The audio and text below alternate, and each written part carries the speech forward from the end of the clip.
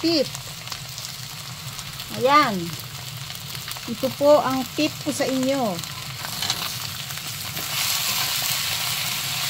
Tokwa sa labas lang. And then, mushroom. Slice nyo lang yung tokwa. Tsaka yung mushroom. Lagyan nyo ng sesame oil. Konti lang. Siguro mga 3 kutsara. Yan. Tapos, lemon or soy sauce.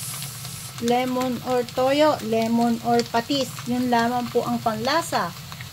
At, optional lang po kung gusto nyo lagyan ng pepper.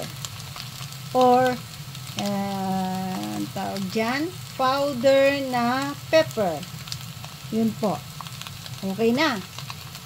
Ayan na po ang aking tip sa inyo. Tanghalian ko po yan. Yan po ang tanghalian ko ngayon.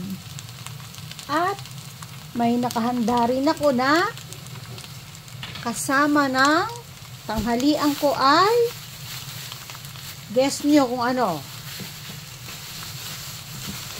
Guess nyo po kung ano ang kasama ng aking tanghalian.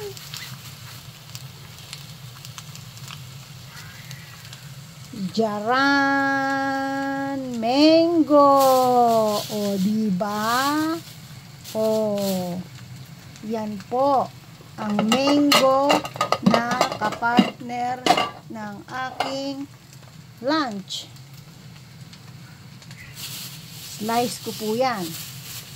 At solon-solo ko po ang buhay ngayon. Solon-solo ko ang tanghalian. O, diba? O, ayan, o. Tignan nyo yan. O, ako lang kakain yan. Walang makakasalo.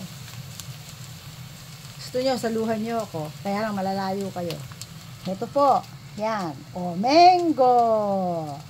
Kaya po dun sa ate ko, yung ate ko na gustong magpapayat or ewan, I don't know kung gusto niya pang magpapayat or gusto na niyang manatiling ganon. Mataba. Tabi-tabi po sa matataba. Hindi. Pero, payo ko po, depende naman to sa inyo kung gusto nyo lang. Kung gusto nyo gumaan ang katawan nyo everyday, or para wala kayong mga kung ano-anong sakit sa katawan, yan. Yan, binigyan ko kayo ng tip. Ayan po, ang aking tip sa inyo. Diba? Katulad ng binigay ko sa inyong tip na 2 butil ng bawang sa umaga. Oh, ito ang aking pinakapagkain.